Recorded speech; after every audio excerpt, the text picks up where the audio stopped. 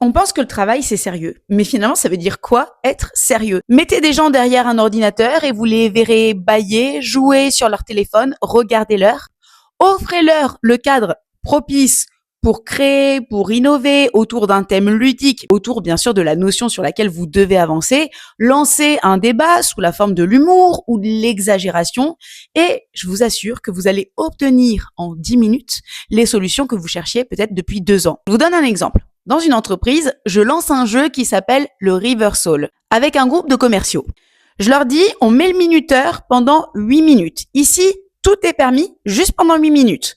On va former ensemble un commando d'élite et notre but, c'est de faire fuir tous les clients. Nous, ce qu'on veut, c'est que les clients ne puissent même plus entendre le nom de notre entreprise, qu'il est tellement en horreur que plus jamais aucun client n'ait envie de remettre les pieds dans l'entreprise ou d'avoir affaire à notre entreprise.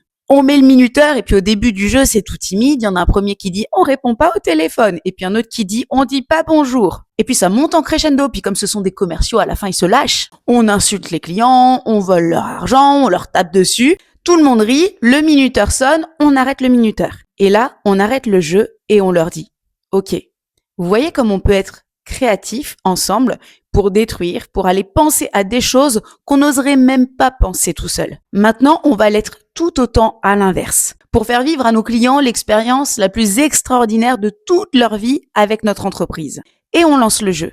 Ça, c'est sérieux. Ça, c'est du travail. Et ça, c'est productif. Pourquoi ? Parce qu'on lâche le côté sérieux, mentalisé du travail pour aller dans le cœur, pour aller dans le jeu, pour aller chercher ce qu'il y a au fond des tripes finalement de chacun, de l'individu et du collectif.